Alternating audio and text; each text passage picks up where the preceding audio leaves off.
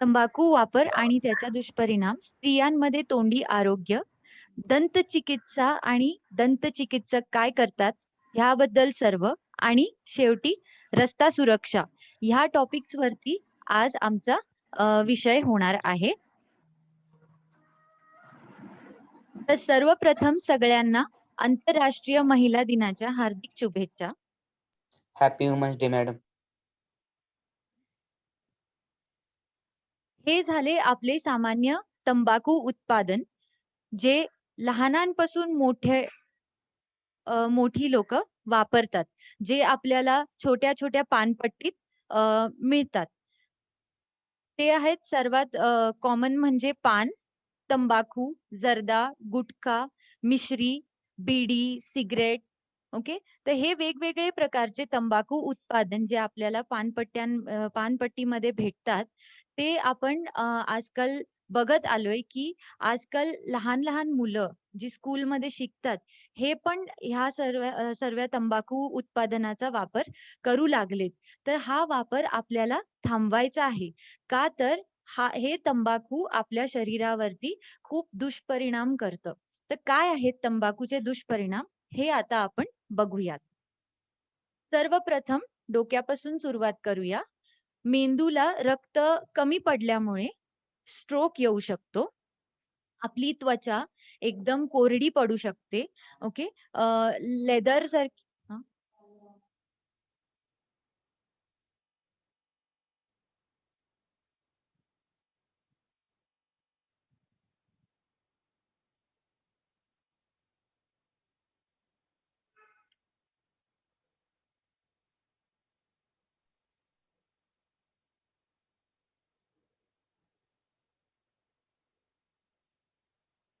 त्वचा आपली कोरडी पडू शकते.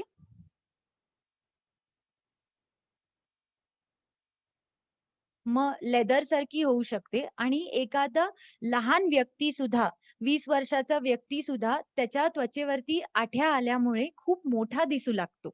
तर हे त्वचेवरती परिणाम असतात. मग डोळ्याला मोतीबिंदू येतो. त्याचे सतत कॅटरॅक्टचे ऑपरेशन्स करावे लागतात. नाकाचा आणि घशाचा कॅन्सर होऊ शकतो किंवा कर्करोग होऊ शकतो. मग कानावरतीही परिणाम होतो, बहिरेपणा येतो, कानाच्या ऐकण्याची क्षमता कमी होऊन जाते. तोंडात आले की तोंडात हिरड्यांचा रोग होतो, दातांचे रोग होतात, मग तोंडाचा कर्करोग होतो. हिरड्यांना रोग झाल्यामुळे दात हलू लागतात, हलले की लवकर पडतात, पडले की मग परत त्यांना बसवण्यासाठी पैसे खर्च करावे लागतात. हं. मग स्वरयंत्राचा कर्करोग होऊ शकतो. त्यामुळे बोलण्यात, मग श्वास घेण्यात हे प्रॉब्लेम यायला लागतात. ओके. मग फुफ्फुसाचा कर्करोग होतो, बीडी, सिगारेट हे ओढल्यामुळे. मग त्याच्यामुळे काय होतं, की माणसाचं आयुष्य कमी होऊन जातं आणि त्याला श्वास घेण्यात खूप प्रॉब्लेम्स होऊ लागतात. मग स्तनाचा कर्करोग होऊ शकतो, म्हणजे ब्रेस्ट कॅन्सर होतं. आणि फुफ्फुसाचे कर्करोगाच्या व्यतिरिक्त बाकी रोग होऊ शकतात, जसं की न्यूमोनिया. मग फुफ्फुसात पाणी भरतं, पू भरतं, मग बाकी वेगळे रोग होऊ शकतात. हं. मग पोटाचा कर्करोग होऊ शकतो.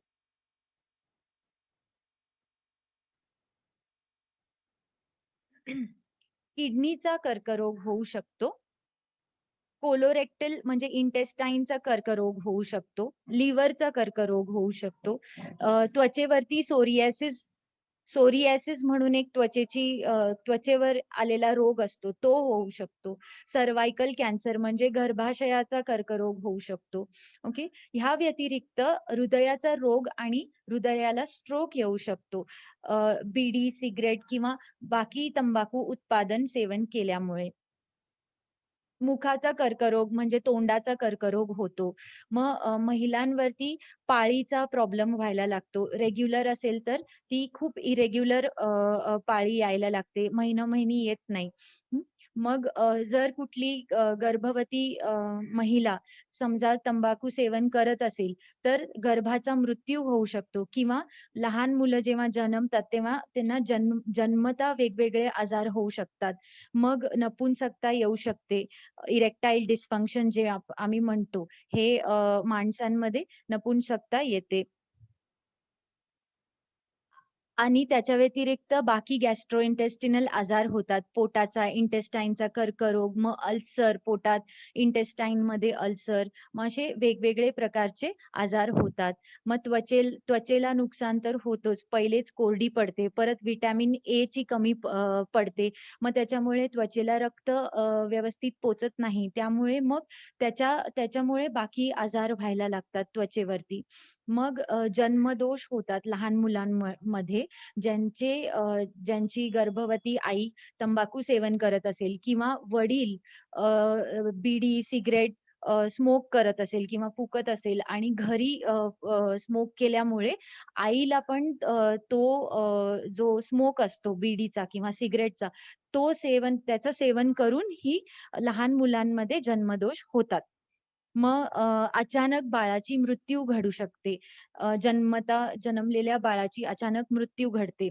मग ह्या व्यतिरिक्त ज्याला आम्ही लाईफस्टाईल डिसीजेस म्हणतो. म्हणजे असे रोग जे आपल्या लाईफस्टाईलमुळे येतात. जे आपण कसं जगतो, काय खातो, काय पितो, किती एक्सरसाइज करतो, ह्याच्यामुळे जे रोग घडतात. जसं डायबिटीज, मग हृदयाचा रोग, हे असे वेगवेगळे प्रकारचे रोग जास्त करून त्या लोकांमध्ये होतात जे तंबाखू सेवन करतात. जसं डायबिटीज म्हणजे मधुमेह. मधुमेहाचा रोग येऊ शकतो.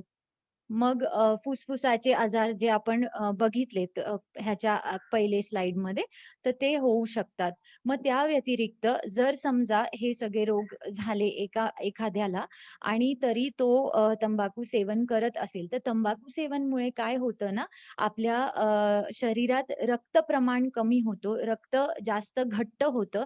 मग ते एकदम छोट्या-छोट्या वेन्समध्ये किंवा छोट्या-छोट्या पाईप्समध्ये नाही जात आपल्या शरीराच्या. मग जिथे रक्त पोचत नाही ती जागा अ, अ, त्या जागेला ऑक्सिजन कमी पोचल्यामुळे जर तिथे जखम झाली, तर मग ती जागा लवकर भरत नाही. ती जखम लवकर भरत नाही. मग त्यामुळे काय होऊ शकतं, गँग्रीन होऊ शकतो. त्या अ, अ, अ, आपल्या शरीराच्या त्या जागेचा गँग्रीन होऊ शकतो. जर गँग्रीन झालं, तर मग ती जागा परत रिपेअर नाही होऊ शकत. परत त्याला ट्रीट नाही करू शकत.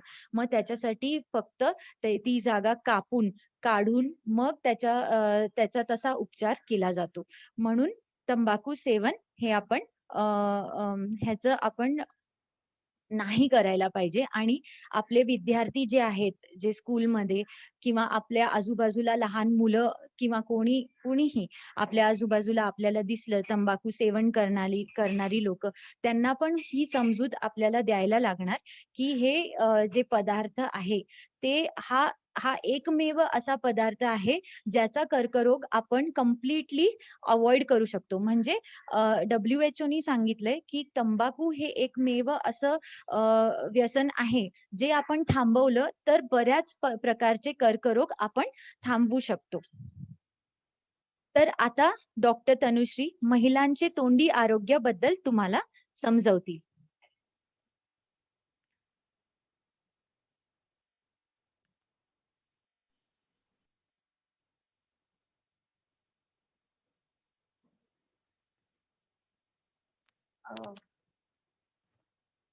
Ma'am, am I audible? Yes, please continue. Ma'am, Yes. Good morning सगळ्यांना आणि जागतिक महिला दिनानिमित्त सगळ्यांना हार्दिक शुभेच्छा. तर मी doctor Tanushree, doctor DY Patil dental college and hospital Pimpri Pune मधून बोलतेय. आज आपण महिलांचं जे तोंडाचं आरोग्य आहे ते कसं नीट ठेवायचंय, काय काय प्रॉब्लेम्स असतात महिलांना, या सगळ्याबद्दल बोलणार आहोत. महिलांना जे काही मासिक पाळी, गरोदरपणा, मासिक पाळी थांबते, या सगळ्या गोष्टी ज्या आहेत आयुष्यभर जे काही हे चालू असतं या सगळ्या गोष्टी यामुळे ऑलरेडी जो त्रास होत असतो त्यामध्ये जर आपण तोंडाची स्वच्छता जी आहे ओरल हायजीन व्यवस्थित ठेवलं नाही तर मग काय काय त्रास होऊ शकतात अजून ते सगळं आपण पाहणार आहोत. अ, हे तोंडाची स्वच्छता जर व्यवस्थित ठेवली नाही आपण तर आपण पाहतो इथे या चित्रामध्ये दात आपले खराब होतात. जे काही खाल्लेलं अन्न असतं आपलं ते दातांमध्ये अडकून हिरड्यांना वगैरे सूज येते. हिरड्यांमधून रक्त येतं. त्यामुळे काय होतं आपल्या हिरड्या ज्या आहेत त्या लूज होतात आणि दातांचा सपोर्ट जातो आणि दात हालायला लागतात. मग ते दात काढून टाकण्याशिवाय आपल्याकडे पर्याय नाही उरत दुसरा. तर ही सगळी रिस्क थांबवण्यासाठी आपल्याला तोंडाची स्वच्छता ठेवणं गरजेचं आहे. जर का आपण तोंडाची स्वच्छता व्यवस्थित ठेवली नाही, तर मग बाकीचे जे आहे शरीराच्या हेल्थ रिस्क ज्या आहेत, त्या सगळ्या वाढू शकतात. जसं की डायबिटीज, हृदयाचे आजार होतात, न्यूमोनिया, फुफ्फुसाचे आजार होतात. या सगळ्याला थांबवण्यासाठी आपल्याला जी आहे तोंडाची स्वच्छता ठेवणं खूप गरजेचं आहे. जर का आपण व्यवस्थित 2 वेळा दिवसातून 2 वेळा ब्रश नाही केलं, सकाळी उठल्यावर तर करतोच आपण, पण रात्री झोपण्याच्या आधी सुद्धा जे काही ब्रश करणं आपल्याला गरजेचं आहे. कारण ब्रश केलं नाही व्यवस्थित, तर मग जे काही आहे आपले दात खराब होतात. जे जंतू आहेत दातांमध्ये, किटाणू सगळे अडकतात आणि हिरड्यांना त्रास होतो. अ, हिरड्या सुजतात, रक्त येतं हिरड्यांमधून. त्यामुळे दातांचा सपोर्ट जातो, दात हालायला लागतात. ते दात काढून टाकावे लागतात आपल्याला. मग ते काढून टाकल्यावर परत दात बसवणे वगैरे या सगळ्या ट्रीटमेंट पुढे वाढतात. जी काही आपल्या तोंडाची जो त्रास होतो ती सगळी रिस्क वाढते. या दात खराब झाल्यावर स्केलिंग म्हणून आपल्याला ट्रीटमेंट करून घ्यावी लागते. म्हणजे दात साफ करण्यासाठी ची जी ट्रीटमेंट आहे ती करून घ्यावी लागते. अ, हे सगळं अव्हॉइड करण्यासाठी काय केलं पाहिजे आपल्याला तर मग हे बघा गरोदरपणामध्ये अ, हिरड्यांना सूज येते अशी ट्यूमर, कॅन्सर होऊ शकतो हिरड्यांचा. आपण इकडे बघतोय राइट साइडला. हे सगळे इश्यूज जे आहेत हेल्थ रिस्क या सगळ्या अव्हॉइड करण्यासाठी आपल्याला तोंडाची स्वच्छता जी आहे ती व्यवस्थित मेंटेन केली पाहिजे आणि काळजी घेतली पाहिजे आपल्या दातांची. आणि तुमचे जे कोणी डेंटिस्ट असतील त्यांना रेग्युलरली त्यांच्याकडे चेकअप करून घेत जा तुम्ही. आपण इथे पाहतोय ब्रश कसा करायचा असतो आपल्याला सकाळी आणि रात्री दिवसातून 2 वेळा कमीत कमी ब्रश करण्याची सवय लावा. ही असते स्केलिंगची ट्रीटमेंट. जे आपण दात खराब झाल्यावर जी काही हिरड्यांना त्रास होतो, दातांच्या खालीच्या हिरड्या असतात आपल्या, तर ती ट्रीटमेंट आपण करून घेतो दात खराब झाल्यावर, दात साफ करण्याची. अ, हिरड्या याच्यामध्ये पाहतोय आपण चित्रामध्ये हिरड्या जर का आपल्या सुजल्या, हिरड्या दुखत असतील, तर मग त्या आपल्या दातांपासून लांब जायला लागतात आणि दात हालतात. मग ते दात काढून टाकावे लागतात आपल्याला आणि मग त्यासाठी काय ट्रीटमेंट करतो आपण, तर इम्प्लांट, ब्रिज वगैरे बसवतो आपण दातांना. जी काढण्याची घालण्याची कवळी असते, ती आपल्याला बसवावी लागते. जे आपण एजेड म्हाताऱ्या लोकांमध्ये आपण जी कवळी वगैरे बसवून घेतो, त्या सगळ्या ट्रीटमेंट. महिलांच्या लाईफमध्ये काय होतं आपल्याला जी मासिक पाळी वगैरे ऑलरेडी ब्लड लॉस आपला इतका होत असतो. त्यामुळे ब्लड कमी असतं, हिमोग्लोबिन कमी असतं आणि त्यातही जर का आपण तोंडाची स्वच्छता व्यवस्थित ठेवली नाही, तर मग अजून प्रॉब्लेम्स होऊ शकतात. तर काय होतं अनिमिया होतो मोस्टली लेडीजमध्ये. याच्यामध्ये काय होतं आपल्याला अल्सर्स येतात. जीभ लाल होते. त्वचा आपली जी आहे ती पांढरी पडायला लागते. अ, जळजळ होते तोंडामध्ये, वीकनेस येतो, चक्कर येते, त्वचा वगैरे पांढरी पडते आपली आणि श्वास घ्यायला आपल्याला त्रास होतो. तर हे सगळं अव्हॉइड करायला आपण लोह जास्त ज्या प्रमाणामध्ये असतं, त्या अन्नाचा समावेश आपण जेवताना केला पाहिजे. जसं की डाळी, कडधान्य, हिरव्या पालेभाज्या.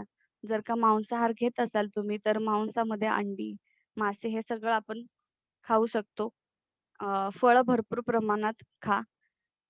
अ, जे काही आपले दात असतात त्यांची अलाइनमेंट व्यवस्थित नसेल, दात व्यवस्थित नसतील आपल्या तोंडात, तर आपण अशी अ, दातांना जे कॉमन लँग्वेजमध्ये म्हणतो आपण क्लिप बसवून घेतो. ऑर्थोडॉन्टिस्ट हे काम करतात. दात जे काही आहेत आपले ते व्यवस्थित त्यांची अलाइनमेंट करण्यासाठी. तंबाखू, मिसरी ह्या सगळ्या ज्या सवयी आहेत त्या कमी केल्या पाहिजेत आपल्याला. हो अ, ज्यामुळे आपल्या हिरड्यांना पुढे जाऊन त्रास होणार नाही आणि कॅन्सर वगैरे होण्याची रिस्क आपली कमी होईल महिलांमध्ये. अ, लहान मुलांचं पण जे आरोग्य आहे तोंडाचं, ते आपण व्यवस्थित ठेवलं पाहिजे. जे 3 वर्षांच्या, 2 वर्षांच्या खाली जी मुलं असतात, जी दूध पीत असतात कंटिन्यू, तर त्यांचा तोंडाचं आरोग्य ज्यांच्यामध्ये दात आलेले नसतात, त्यांचं आरोग्य कसं ठेवणार आपण व्यवस्थित? तर मऊ कॉटनचं जे कापड आहे, त्याच्यावर पाणी घेऊन आपण त्यांचं तोंड जे आहे ते स्वच्छ केलं पाहिजे. अ, ज्यामुळे पुढे जाऊन त्यांचे जे दुधाचे दात असतात, ते दात किडत नाहीत लवकर. कारण त्या दातांना सुद्धा आपल्या साधारण 5 ते 6 वर्षांपर्यंत काम करावं लागतं, जोपर्यंत आपले कायमचे दात येत नाहीत तोपर्यंत. 3 वर्षांच्या खाली वयोगटातल्या मुलांना काय करायचंय आपल्याला छोट्या टूथब्रशवरती तांदळाचा जो एक कण असतो, तेवढी टूथपेस्ट देऊन त्यांच्याकडून ब्रश करून घ्यायचा किंवा आपण त्यांना ब्रश करून द्यायचा आणि 7 ते 8 वर्षापर्यंत जी मुलं आहेत त्यांना जो वाटाण्याचा एक दाणा असतो तेवढी टूथपेस्ट देऊन त्यांच्याकडून ब्रश करून घ्यायचंय. लहान मुलं ब्रश करत नसतील तर आपण हेल्प करायची आई-वडिलांनी, मोठ्या बहीण-भावंडांनी हेल्प करायची त्यांना ब्रश करण्यासाठी आणि जेवताना जे आहे आपण चांगल्या आणि पौष्टिक आहाराचा समावेश करायचा आहे अन्नामध्ये. जंक फूड जे आहे बाहेरचं ते टाळायचंय. जास्तीत जास्त कडधान्य, फळं, पालेभाज्या, गहू, ज्वारी, बाजरी हे सगळं आपल्याला खायचंय. जे पौष्टिक आहे आपल्या शरीराला ते.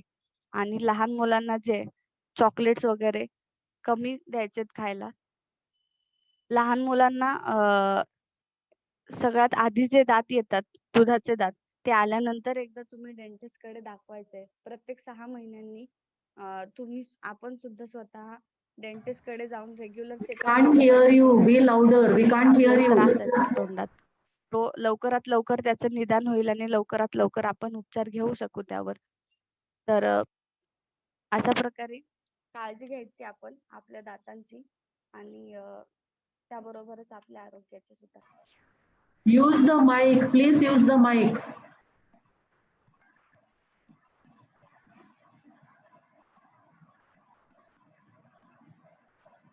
आता दंतचिकित्सेबद्दल सर्व काही आपल्याला डॉक्टर सायली समजवतील.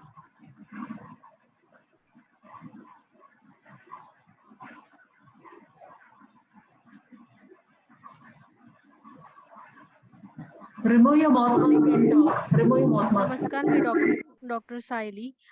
सर्वप्रथम सर्वांना जागतिक महिला दिनाच्या खूप खूप शुभेच्छा. आज मी तुम्हाला डेंटिस्ट्री आणि डेंटिस्ट अर्थातच दंतचिकित्सा आणि दंतचिकित्सक याबद्दल माहिती देणार आहे. ज्याप्रमाणे आपण 8 मार्च महिला दिन म्हणून साजरा करतो, तसंच 6 मार्च दरवर्षी आपण जागतिक चिकित्सक दिवस म्हणून साजरा केला जातो.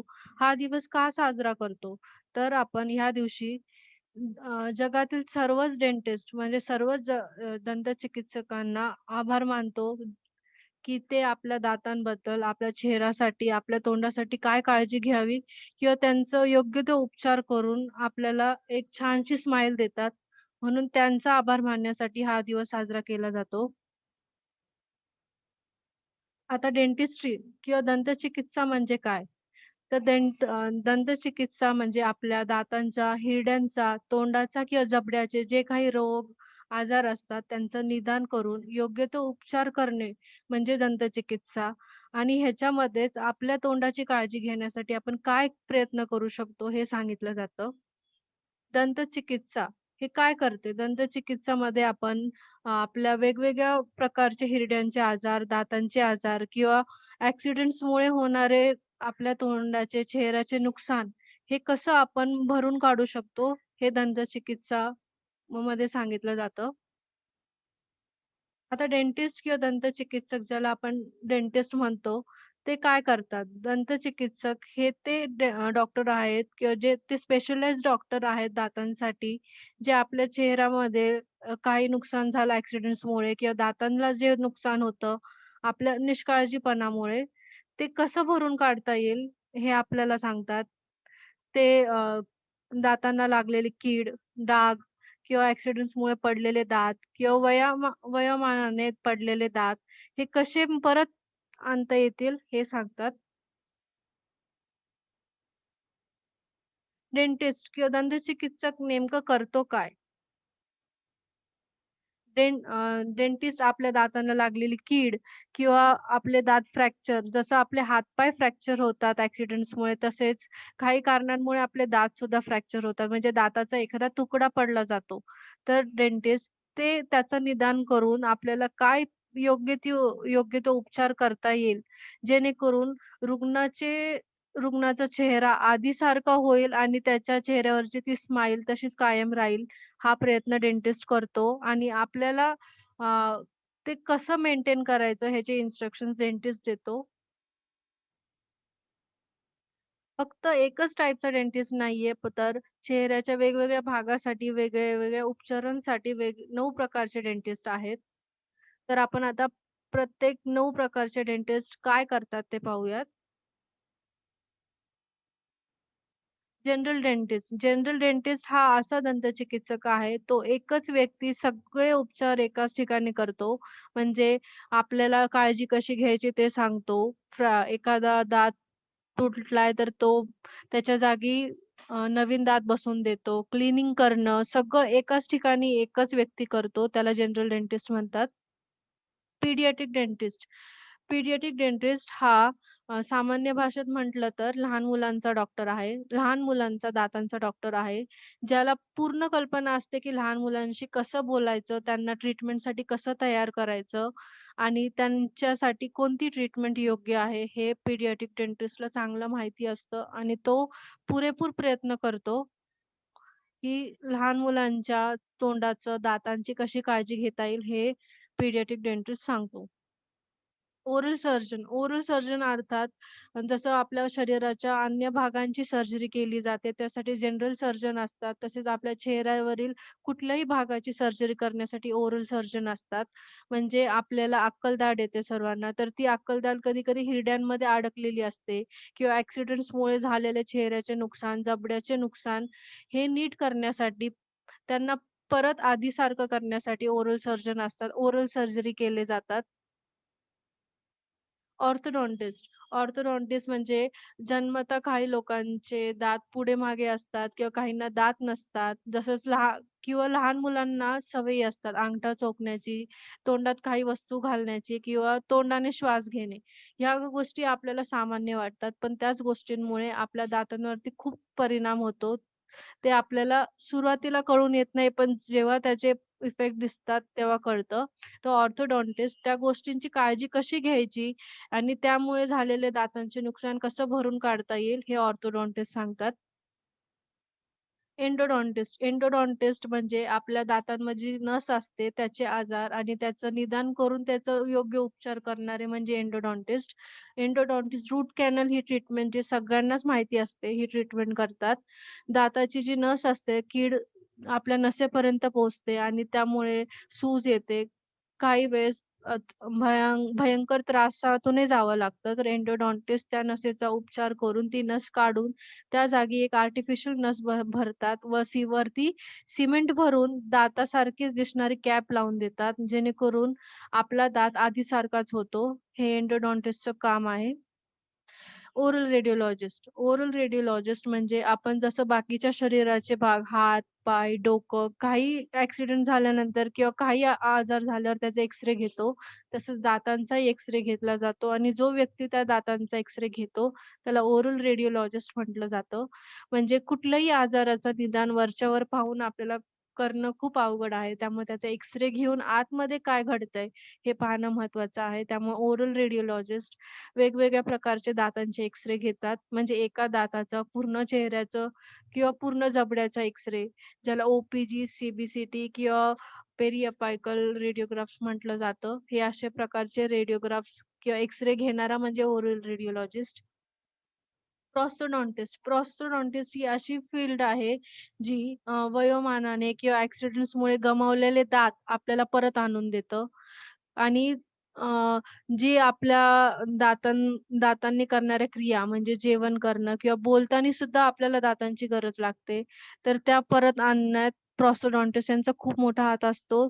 त्यामध्ये आपल्याला डेंचर म्हणजेच काढ-घाल करण्याची कवळी किंवा फिक्स्ड कवळी हे प्रोस्थोडॉन्टिस्ट बनवून देतात. ओरल पॅथॉलॉजी जसं आपण बाकी शरीराच्या आजारांसाठी ब्लड टेस्ट करतो किंवा एखाद्या शरीराच्या अवयवाला आजार असेल, तर त्याचा सॅम्पल घेऊन लॅबला पाठवतो आणि त्याची टेस्ट केली जाते आणि त्या रोगाचं निदान होतं. तसंच तोंडातील किंवा चेहऱ्यातील कुठल्याही आजाराचं निदान करण्यासाठी ओरल पॅथॉलॉजिस्ट असतात. ते त्या अ,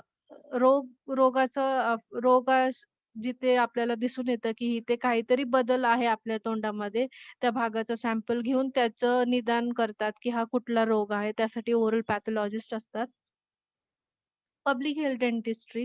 पब्लिक हेल्थ डेंटिस्ट्री म्हणजेच दंत सार्वजनिक आरोग्य विभाग असं त्याला मराठीत म्हटलं जातं. ते म्हणजे संघटित समुदाय प्रयत्नातून दंत रोग रोखणे, त्याच्यावर नियंत्रण ठेवणे आणि दंत आरोग्यास प्रोत्साहन देणे हे ह्या विभागाचं काम आहे. म्हणजेच अ, बाहेर शिबिर भरून शाळेत किंवा पब्लिक प्लेसमध्ये किंवा ग्रामीण रुग्णालयात वेगवेगळे शिबिर भरून लोकांमध्ये तोंडाचा कशी काळजी घ्यायची त्याच्या बाबतीत जागृती निर्माण केली जाते किंवा तंबाखूचे प्रॉडक्ट्स, तंबाखू, गुटखा, पान हे खाण्याने किंवा ह्याच्यामुळे होणारे दुष्परिणाम हे सांगून लोकांमध्ये जागृती निर्माण करतात, की ह्या गोष्टी आपल्यासाठी कशा वाईट आहेत किंवा ह्याचे परिणाम किती वाईट होतात, हे सांगणं हेल्थ डेंटिस्ट्रीचं काम आहे.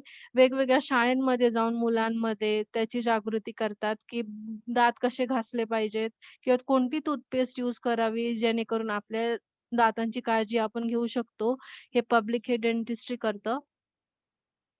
आणि आता सध्याची परिस्थिती जी आपण बघतो म्हणजेच कोविडची परिस्थिती आहे. कोविड चालू आहे आपल्या देशात. तर आपल्याला दिसून येतं, की डॉक्टर्स काम करतात कोविडसाठी. पण ह्यामध्येच डेंटिस्ट म्हणजे दंतचिकित्सक ह्यांचाही खूप मोठा हात आहे. कोविड परिस्थितीमध्ये सुद्धा त्यांनी फ्रंटलाईन वॉरियर्स म्हणजे कोविड सेंटर्समध्ये सॅम्पल कलेक्शनचं किंवा घरोघरी जाऊन त्यांचं सर्व्हे करण्याचं काम डेंटिस्टनी केलंय. कोविड परिस्थितीमध्ये सगळ्या डेंटल स्कूल, कॉलेजेस बंद होते. सगळं काही ऑनलाईन चालू होतं. प्रायव्हेट क्लिनिक सुद्धा बंद होते. सगळे डेंटिस्ट कोविडमध्ये गव्हर्नमेंटला कशी मदत करता येईल हाच प्रयत्न करत होते. आपण सगळ्यांनीच प्रयत्न करूया, की अ, एक चांगली स्माईल आणून आपण जगाचा नक्शाच बदलू शकतो. Thank you.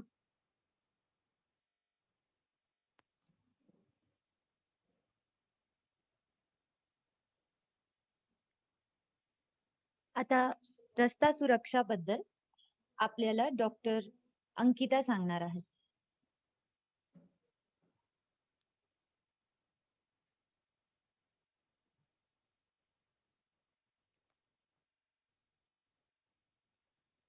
Good morning everyone. सर्व उपस्थितांना आंतरराष्ट्रीय महिला दिनानिमित्त खूप खूप शुभेच्छा. मी doctor Ankita, doctor D Y. Patil dental college Pimpri, Pune येथून बोलत आहे. मी रस्ता सुरक्षा या विषयावर थोडं बोलणार आहे. सांगायला झालं तर रस्ता सुरक्षा हा सप्ताह 11 ते 17 जानेवारी या दरम्यान साजरा केला जातो. तसा आम्ही तो साजरा केलेला सुद्धा आहे. पण आज महिला दिन या निमित्ताने आम्ही एक छोटासा प्रयत्न करत आहोत, जेणेकरून सर्वांमध्ये रस्ता सुरक्षा, वाहतुकीचे नियम तसेच दुसरे काही जे प्रॉब्लेम्स असतात रस्ता सुरक्षा, अपघात वगैरे, दररोज होणारे अपघात हे कसे कमी करता येतील याबद्दल जागरूकता पसरवण्याचा हा एक छोटासा प्रयत्न आहे. तर आपण आता हल्ली बघतो, की लोकसंख्या खूप झपाट्याने वाढत आहे. त्याच्यासाठी जगण्यासाठीचे जे लोकांचे उद्देश आहेत, स्पर्धा आहे, ती पण खूप झपाट्याने वाढताना दिसत आहे. त्याच्यासाठी लोक स्वतःचा जीव खूप मोठ्या प्रमाणात धोक्यात टाकत आहेत. स्वतःच्या गरजेसाठी धावपळ करणं हे खूप महत्त्वाचं आहे. पण परंतु स्वतःचा जीव धोक्यात टाकून स्वतःच्या लोभासाठी तसेच पैशासाठी वगैरे धावपळ करण्याचं प्रमाण सुद्धा आपण खूप वाढलेलं आहे, हे बघून येतंय. तर मला सांगायचं असं एक सांगायचं झाल्यावरती जे आपल्या शहरामध्ये उद्योगधंदे, काम यांचं जे प्रमाण आहे खूप मोठ्या प्रमाणात वाढलेलं आहे आणि असं दिसून आलेलं आहे, की गावातील बरेचसे लोकं नवीन कामधंद्याच्या शोधामध्ये, उद्योगधंद्यासाठी गावातून शहरामध्ये स्थलांतरित होत आहेत. हे स्थलांतरित करत असताना शहरामध्ये जी लोकसंख्या आहे, जी खूप मोठ्या प्रमाणात वाढलेली आपल्याला दिसून येत आहे. आता ही जी वाढलेली लोकसंख्या आहे, त्याच्यामुळे दळणवळण व वाहतूक याच्यासाठी खूप लोकं नवीन गाड्या घेत आहेत. ज्यामुळे रस्त्यावरील जो वाहनांचा अ, अ, ए देवाण-घेवाण किंवा हे आहे ते खूप वाढलेले दिसून येत आहेत. त्याचबरोबर रस्त्यावरती अपघातांचे जे प्रमाण आहेत, ते सुद्धा खूप मोठ्या प्रमाणात वाढलेले दिसून येत आहेत. प्रदूषण, वाढती वाहने आणि अ, वाढलेले सर्व आजार वगैरे याच्यामुळे माणसाचा दम खूप घुटलेला आहे. खूप जास्त प्रमाणात लोकांना त्रास झालेले दिसून येत आहेत. तसं सांगायचं झालं तर रस्ता सुरक्षा म्हणजे काय? तर रस्ता सुरक्षा म्हणजे एखादा व्यक्ती विशिष्ट रस्त्यावर किंवा विशिष्ट भागातील रस्त्यावर कितपत सुरक्षित आहे याचे प्रमाण म्हणजेच रस्ता सुरक्षा होय. जसं मी तुम्हाला सांगितले, की रस्ता सुरक्षा हा सप्ताह 11 ते 17 जानेवारी या दरम्यान साजरा केला जातो. पण आपला एक महिला दिनानिमित्त हा एक छोटासा प्रयत्न आहे, की सर्वांनी ह्याच्याबद्दल आपण जागरूक करावं. तर रस्ता सुरक्षा सप्ताह साजरा करण्यामागील एक मुख्य उद्देश म्हणजे वाहतुकीचे जे नियम आहेत, त्याबद्दल सर्वांमध्ये जनजागृती करणे हा आहे आणि दररोज जे रस्ता अपघात होणार आहेत, त्याचे प्रमाण कसे कमी करता येतील हे सांगणं एक मुख्य उद्देश आहे. अ, आता रस्ता अपघाताची जी कारणे आहेत किंवा काय काळजी घ्यावी, की जेणेकरून रस्ता अपघात थांबले पाहिजे, कमी झाले पाहिजे. ह्याच्याबद्दल आपण थोडक्यात बोलणारच आहोत. पण त्याआधी सर्वात आपण प्रथम आकडेवारी बघूयात. तर रस्त्यावरील अपघातांची आकडेवारी पाहायला गेलं तर रस्त्यावरील अपघातांची आकडेवारी प्रतिवर्षी जगभरातील रस्ता अपघात सरासरी 1.2 दशलक्ष लोक मृत्युमुखी पडतात आणि हा आकडा दिवसेंदिवस वाढतच चाललेला आहे. ह्याच्यामध्ये बघायला गेलं तर आपण सर्व जबाबदार आहोत. कुठे ना कुठे आपल्या हातून चुकी घडत असते. त्याच्यामुळे खूपसे प्रॉब्लेम्स लोकांना फेस करावे लागतात. असं दिसून आलं आहे, की जगभरात प्रत्येक 3 मिनिटांमध्ये एका बालकाचा मृत्यू होतो. आपल्या भारतामध्ये असं दिसून आलेलं आहे, की एका वर्षात 60,000 पेक्षाही जास्त बालकांचा मृत्यू झालेला आहे रस्ता अपघातामध्ये. हे सर्व थांबवण्यासाठी आपण सर्वांनी एकजुटीने येऊन प्रयत्न करणं फार महत्त्वाचं आहे. शासनाने जे नियम, धोरण आखून दिलेत, रस्ता वाहतूक सुरक्षेसाठी जे लॉज वगैरे आहेत, त्याचं काटेकोरपणे पालन करणं फार महत्त्वाचं आहे. आता हे जगभरातील 15 ते 44 वर्ष वयोगटातील जे पुरुष आहेत, त्यांचा आपत्कालीन मृत्यू किंवा त्यांचं आजारी आरोग्याचं सर्वात मुख्य कारण हे एच-आय-व्ही एड्स आहे आणि त्याच्या मागोमाग लगेच बघायला गेलं की रस्ता अपघात हा एक खूप मोठा कारण बनलेला आहे रस्ता अपघातासाठी 15 ते 44 वर्ष वयोगटातील पुरुषांसाठी. यासाठी सर्वांनी दक्षता घेणे खूप महत्त्वाचं आहे.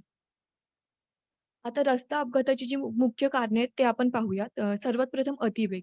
शासनाने जी वेग मर्यादा दिलेली आहे आपल्याला, त्याच्या वेगापेक्षा जास्त वेगाने गाडी चालवणं हे जसं बेकायदेशीर आहे, तसंच अतिशय धोकादायक सुद्धा आहे. अ, आपण गाडीचा वेग नियंत्रित ठेवणं खूप महत्त्वाचं आहे.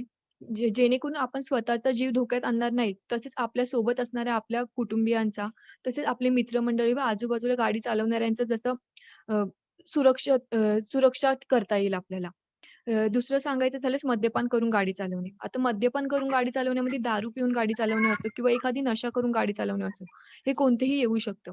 आणि हे जे मद्यपान करून गाडी चालवणे हा प्रकार जो आहे आपल्याला कॉलेजमधल्या स्टुडंट्समध्ये जे आपले विद्यार्थी आहेत त्यांच्यामध्ये खूप मोठ्या प्रमाणात दिसून येत आहे. त्याच्यासाठी त्यांना योग्य मार्गदर्शन करणे खूप महत्त्वाचं आहे. आता आय-पी-सी सेक्शन 185 च्या अंतर्गत असं दिसून आलेले आहे, की एखादा व्यक्ती जर मद्यपान करून गाडी चालवताना आढळला, तर त्या व्यक्तीला 6 महिन्याचा तुरुंगवास तसेच दंडात्मक कारवाई त्यांच्यावर केली जाते. तिसरं सांगायचं झालं तर गाडी चालवताना मोबाईलचा वापर करणे. गाडी चालवताना आपण सर्वच कधी ना कधीतरी मोबाईलचा वापर केलेला असतो. आपण इतरांना सुद्धा बघत असतो, की गाडी चालवताना मोबाईलचा वापर केला जातोय. आपण सर्वांना स्वतः आधी हे गोष्ट बंद करून आपण इतरांना सुद्धा सांगितलं पाहिजे, की गाडी चालवताना मोबाईलचा वापर करायला नाही पाहिजे. जेणेकरून आपलं मोबाईलवर जास्त लक्ष केंद्रित होतं. गाडी चालवण्याकडे दुर्लक्ष होतं आणि गाडीचा ॲक्सिडेंट वगैरे होतो. अपघात होऊन जीवाची हानी होते. गाडी चालवताना पुरेशी दक्षता न घेणे हे चौथं रिझन. आता हे बघायचं झाल्यास आपण माहिती आहे आपण कुटुंबायांसोबत तसेच आपल्या मित्र-मैत्रिणींसोबत खूपदा प्रवास करत असतो. त्यांच्यासोबत गप्पा मारत-मारत देखील सुद्धा प्रवास करत असतो. कधी-कधी खाताना प्रवास करत असतो. असं करत असताना आपण बघतो, की आपलं लक्ष नसतं गाडीकडे, समोरून येणाऱ्या गाडीकडे किंवा आजूच्या बाजूच्या गाड्यांकडे. जेणेकरून आपलं दुर्लक्ष होतं, लक्ष राहत नाही, कंट्रोलमध्ये राहत नाही आणि ॲक्सिडेंट्स व्हायचे प्रमाण खूप जास्त वाढलेले आहे. सुरक्षा नियमांकडे दुर्लक्ष करणे. आता ह्याच्यात सांगायचं झालं तर आपल्या शासनाने रस्त्यावरील होणारे अपघात हे कमी करण्यासाठी खूप सारे नियम बनवून ठेवलेले आहेत. जसं सिग्नल आहे, फुटपाथचा वापर करणे आहे, झेब्रा क्रॉसिंग आहे. याच्यामध्ये जरा एखाद्याने अ, सिग्नल तोडला, तर काही सांगता येत नाही, की कोणत्या क्षणाला त्या गाडीचा अपघात होऊ शकतो. हे खूप चुकीचं आहे. दुसरं सांगायचं झालं जे झेब्रा क्रॉसिंग असतात, त्याच्या पाठी जे 2 पट्टे असतात, त्याच्या अलीकडच्या साईडला गाडी थांबवणं खूप महत्त्वाचं आहे. आपण खूपदा बघतो, की सिग्नल पडला तरी सुद्धा झेब्रा क्रॉसिंगच्या पलीकडे गाडी गाडी थांबवली जाते, जे खूप चुकीचं आहे. अ, अलीकडच्या साईडला गाडी थांबवणं फार महत्त्वाचं आहे. जेव्हा आपण रस्ता क्रॉस करत असतो चालताना, तेव्हा फुटपाथचा वापर करणे खूप महत्त्वाचं आहे. सिग्नलचा योग्य वापर करून जेव्हा सिग्नल असेल तेव्हाच नीट त्याला समजूनच मग रस्ता क्रॉस करणं खूप महत्त्वाचं आहे. तसंच आपण दुसरं बघायचं झालं तर हेल्मेटचा वापर न करणे, सीट बेल्टचा वापर न करणे, अशा खूप साऱ्या गोष्टींमुळे अपघाताचे प्रमाण खूप जास्त प्रमाणात वाढलेले दिसून येत आहेत. आता हे भारत सरकारने जे रस्ता सुरक्षेसाठी काही नियम बनवलेले आहेत, आपण ते पाहूयात. जर गाडी चालवताना मोबाईलचा वापर केला, तर 500 ते ₹1000 दंड आकारण्यात येतो. दुचाकीवर जर विना हेल्मेट प्रवास केला, तर 500 ते ₹1000 दंड आकारण्यात येतो. गाडीचा वेग कमी व नियंत्रित ठेवणे खूप महत्त्वाचं आहे. वाहन चालवताना इंडिकेटरचा योग्य उपयोग करणे सुद्धा खूप महत्त्वाचं आहे. अ, आता ह्या सर्व जे शासनाने आपल्याला जे नियम बनवून दिलेत, त्याचं काटेकोर पालन करणं फार महत्त्वाचं आहे. आता मी तुम्हाला ह्याच्याबरोबरच काय काळजी घेता येईल, जेणे रस्ता अपघात कमी होईल व स्वतःच्या जीवाची तसेच आपल्या कुटुंबियाच्या व आजूबाजूच्या लोकांचा जे जीव आहे ते धोक्यात येणार नाही, याच्यासाठी काय करावं हे थोडक्यात सांगते. सर्वात प्रथम सांगायचं झालं तर गाडीचा वेग कंट्रोलमध्ये ठेवावा. शासनाने सांगितले की एखाद्या रस्त्यावरती 50 किलोमीटर प्रति तास या वेगाने जर आपल्याला गाडी चालवायला सांगितली असेल, तर आपण 20 मिनिटं वाचवण्यासाठी जर 60 किलोमीटर प्रति तास या वेगाने जर गाडी चालवण्याचा प्रयत्न केला, तर आपण ते 20 मिनिटं वाचवू शकतो. पण अपघात होण्याची शक्यता खूप जास्त प्रमाणात वाढते. दुसरं सांगायचं झालं तर दुचाकीवर प्रवास करताना आपण हेल्मेट घालणं खूप महत्त्वाचं आहे. हे फक्त जो गाडी चालवत आहे त्याच्यासाठीच नाही, तर त्याच्या बाईकवर जर पाठी दुसरं कोणी व्यक्ती बसलेलं असेल, तर त्याच्यासाठी सुद्धा बंधनकारक आहे. तसंच दुचाकीवर ट्रिपल सीट प्रवास करणे हे बेकायदेशीर आहे. त्याच्यासाठी ₹300 ते ₹500 पर्यंतचा दंड आकारण्यात येतोच. पण असं हे आपण जीवाशी खेळणं सुद्धा खूप धोकादायक ठरतं. आता 4 चाकीमध्ये जे वाहन आहे त्याच्यामध्ये सीट बेल्टचीही अ, सोय असतेच, जे आपल्या सोयीसाठी, सुखासाठी किंवा आपलं रक्षण करण्यासाठी दिलेलं आहे. अ, ते जर आपण बिना सीट बेल्ट प्रवास केला, तर 500 ते ₹1000 पर्यंत दंड आकारण्यात येतो. आता खरं सांगायचं झालं तर सीट बेल्ट हा एक अत्यंत इम्पोर्टंट डिव्हाइस आहे, जो आपल्याला होणाऱ्या अपघातांपासून खूप प्रमाणात वाचवतं. आता असं बघण्यात आलंय, की जे चारचाकी वाहने आहेत, त्यांची खूप मोठ्या प्रमाणात टक्कर होते आणि त्याने जो फोर्स आपल्यावरती येतो, चालकावर येतो, त्याला त्याच्या हृदयाला, फुफ्फुसाला आणि रिब्स वगैरेला ते इजा होतेच. पण कधी-कधी असं होतं, की जर त्या व्यक्तीने जर सीट बेल्ट लावलेला नसेल, तर तो जो चालक आहे, तो गाडीच्या बाहेर फेकला जातो, जेणेकरून त्याच्या जीवावर बेततं. ती व्यक्ती त्याच जागी स्वतःचा जीव गमावून बसू शकतो.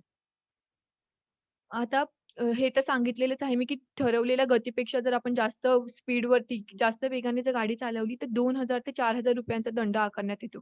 विना परवाना गाडी चालवण्यास ₹2,500 दंड आकारण्यात येतो. आता इथे सांगायचं झाल्यास आपल्याला सर्वांना माहिती आहे, की आई-वडिलांना आपल्या मुलांवरती किती प्रेम असतं. 10वी झाली, 12वी झाली, की सर्व आई-वडील आपल्या मुलांना गाडी घेऊन दे असं खूपदा आपण बघतो. त्यांना अभिमान सुद्धा वाटतो, की माझा मुलगा, माझी मुलगी एवढ्या कमी वयात सुद्धा खूप छान गाडी चालवते. पण खरं सांगायचं झाल्यास हे खूप बेजबाबदारपणा तर आहेच, तसं ते चुकीचं सुद्धा आहे, बेकायदेशीर सुद्धा आहे. एकतर त्यांना लायसन्स नसतो त्यांच्याकडे. त्यांचा योग्य सराव असतो का नसतो माहिती नाही. आणि ते कॉलेज गोईंग स्टुडंट्समध्ये हल्ली असं दिसण्यात येते, की त्यांना ओव्हरटेकिंग करणे, स्वतःच्या फ्रेंड्ससोबत फिरायला जाणे, खूप जास्त स्पीडमध्ये गाडी चालवणे, हे खूप जास्त दिसून येत आहे आपल्याला. तर मला असं वाटतं, की पालकांनी योग्य वय झाल्यावरती जेव्हा त्यांच्याकडे गाडी चालवण्याचा परवाना असेल, तेव्हाच त्यांना गाडी देणं खूप महत्त्वाचं आहे. ते त्यांच्या मुलांच्या जीवासोबत खेळणं हे खूप चुकीचं आहे. आपण आपल्या मुलांच्या प्रेमासाठी करत असतो, पण त्यांच्या जीवावर बेतू नये हे लक्ष देणं खूप महत्त्वाचं आहे. अ, आता आपण बघतो की जसं एकदम प्रतिकूल हवामान असतं, म्हणजे एखाद्या वेळेस खूप जास्त पाऊस पडत असतं, कधी खूप गारा असतात, धुके असतात. अशा वेळेस इंडिकेटरचा योग्य तो वापर करणं खूप महत्त्वाचं आहे. अतिशय काळजीपूर्वक गाडी चालवणं खूप महत्त्वाची आहे. इंडिकेटरचा योग्य वापर करायला पाहिजे, जेणेकरून आपल्या आजूबाजूला ज्या गाड्या आहेत, आपल्या पाठी ज्या गाड्या आहेत, त्यांच्या चालकांना योग्य त्या टायमिंगला योग्य ते अ, कळेल की कोणत्या दिशेला आपण जाणार आहोत. त्याच्यामुळे अपघात होण्याचे प्रमाण कमी होऊ शकतात. दुसरं झालं तर इंडिकेटर्सचा तर वापर करायलाच पाहिजे ते ह्याच्यासाठी अपघात थांबवण्यासाठी. दुभाजक आहेत, जिथे स्पीड ब्रेकर्स आहेत, सर्व्हिस रोड वगैरे येतो, तिथे खूप दक्षतापूर्वक गाडी चालवणं फार महत्त्वाचं आहे. आपण बघतो की घाटाचे रस्ते जे असतात, जिथे नागमोडी वळण असतात, तिथे अतिशय दक्षतेने गाडी चालवणं खूप खूप महत्त्वाचं आहे. जेणेकरून आपल्या स्वतःच्या जीवावर, आपल्या परिवारातल्या सदस्यांच्या किंवा आजूबाजूला जे आहेत, त्यांच्या जीवावर कोणतीही गोष्ट बेतणार नाही. तरी मोठ्या प्रमाणात हे होणारे जे रस्ता अपघात आहेत, ते रोखण्यासाठी आपण सर्वांनी जे शासनाने आखून दिलेले जे वरील सर्व मी नियम सांगितले आहेत, त्याचे पालन करणे फार बंधनकारक आहे. आता डेंटिस्ट्रीच्या ह्याच्याने मी तुम्हाला काही गोष्टी सांगते. जसं रस्ता अपघातामुळे होणारे दुष्परिणाम. आता तुम्ही ह्या फोटोमध्ये पाहू शकता, की जसं अपघात जेवढा हे अपघात झालेला असतो, तेवढं जास्त माणसांना त्रास होतो. सर्वात जास्त तर डोक्याला इजा होणारे हे प्रकार खूप जास्त दिसून येतात. त्याच्यामध्ये एक्सटर्नल इंजुरीज आणि इंटरनल इंजुरीज. आता एक्सटर्नल म्हणजे सांगायचं झालं तर मुक्कामार वगैरे लागतो डोक्याला. रक्त येताना दिसतं आपल्याला, कट वगैरे पडतात डोक्याला. जे आपण पाहू शकतो. पण बऱ्याचदा असं असतं, की अपघात एवढा भयानक झालेला असतो, की आपल्याला आतमधल्या डोक्याला, मेंदूला वगैरे मार लागतो. तो लगेच जाणवत नाही. पण खूप काळानंतर जेव्हा आपल्याला त्रास व्हायला लागतात, तेव्हा ते समजून येतं. तसंच जबडा तुटला जातो. त्याच्यामुळे सुद्धा खूप प्रॉब्लेम्स होतात. आपले जे जेवणाला वगैरे असतं त्याला त्रास होत असतो. कधी आपण बघत असतो, की जे बाईकवरून चालणारे असतात, दुचाकीवरून प्रवास करणारे, त्यांचं कधी-कधी गाडी स्लिप वगैरे होते आणि त्यांचे ते दात पूर्ण पडले जातात. अक्षरशः समोरचे असो किंवा कोणते दात तुटून हातात आलेले असतात. हेल्मेट वापरत नाही त्यामुळे सुद्धा हे बघून आलेलं आहे, की दिसून आलेलं आहे, की हे खूप सारे प्रॉब्लेम्स होत आहेत. तसेच कधी-कधी डोळ्यांना वगैरे दुखापत होते. त्याच्यामुळे दृष्टी जाण्याची खूप जास्त दिसून आलेलं आहे. कानांना वगैरे मार लागतो. त्याच्यामुळे ऐकण्याची क्षमता माणूस गमावून बसू शकतो. अ, चेहऱ्याला आपल्याला माहिती आहे पूर्ण आपला चेहरा हाडांनी बनलेला आहे. असे छोटे-छोटे हाडं तुटले जातात. जसं नाकाचा हाड तुटला जातो. आपल्या चेहऱ्याचं दिसण्याचं एक बदललं जातं. आता हे सर्व जे इजा आहेत त्या खूप भयानक आहेतच आणि ह्याच्यासाठी जे ओरल आणि मॅक्सिलोफेशियल डेंटिस्ट्री आमचं जे डिपार्टमेंट आहे, हे या डिपार्टमेंटमधून ह्या अशा जे दुष्परिणाम होतात त्याच्यावरती इलाज केला जातो. खूप सारे ऑपरेशन्स असतात, जे आमच्या डिपार्टमेंटमधून केले जातात, जेणेकरून माणसाचं जे पहिलं चेहरा आहे, तो त्यांना पुन्हा जसं रिस्टोअर करता येईल आपण बोलू शकतो. त्यांचं जे पूर्ण ऑक्लुजन जसे दात लावून दिले जातात, अशा खूप साऱ्या गोष्टी आहेत, ज्या अपघातामुळे डेंटिस्ट्री रिलेटेड जे आमचे डॉक्टर्स आहेत, ते सर्व ट्रीट करतात. तर मला एवढंच सांगायचं आहे, की आपण सर्वांनी अ, जे शासनाने धोरण आखून दिले, जे नियम आखून दिले, त्यांचा आपण योग्य तो वापर करणे खूप जास्त महत्त्वाचं आहे. आपण सुरुवात स्वतःपासूनच केली पाहिजे खरं तर, सर्व नियमांचं पालन करायला. अ, आपण हे जे नियम आहेत, आपल्या माहितीत करून घेणं जेवढं महत्त्वाचं आहे, तसंच ते नियम आपल्या कुटुंबातील सदस्यांना सांगणे, त्यांना समजावून सांगणे, त्यांना पटवून सांगणे, तसेच आपली मित्रमंडळी आहेत किंवा आजूबाजूला जी लोकं आहेत, त्यांनाही समजून सांगणे तेवढंच महत्त्वाचं आहे.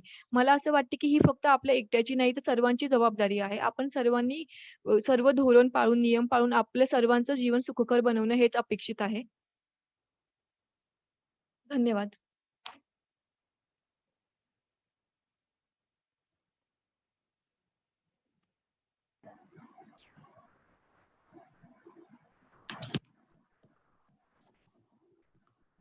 तर आज आपण 4 सेमिनार बघितले.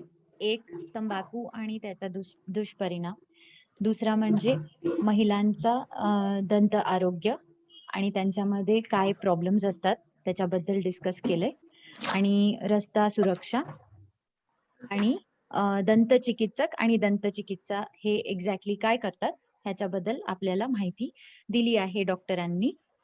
तर आज मीही आशा करते ह्या सेमिनार नंतर आपण स्वतःचं आणि आपल्या समाजाच्या आरोग्याची काळजी व्यवस्थित घेऊ. मॅम. यस ओके ये जो हमारा टीम था आज पूरे विमेंस टीम था, हमारा इंटर्न्स थे, हमारा स्टाफ मेंबर, डिपार्टमेंट का स्टाफ मेंबर्स थे और हम सब डेंटिस्ट हैं। ये department of public health dentistry Ma'am, doctor you DY will have to Patil. unmute your hand, mic. You can't hear me? Can you hear me now? Can you hear me now? Can you hear me now? She says she cannot hear. Okay ये अभी आज का जो programme था women's day के लिए और ये जो टीम था हमारा Ma'am, we are not able to hear you.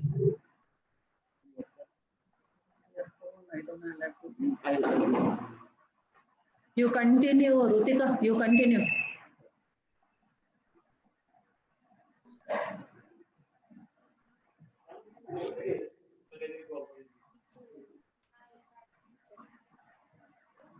नहीं सुनाई नहीं दे रहा। Can you hear me? Can I talk or Rutika, you want to continue talking?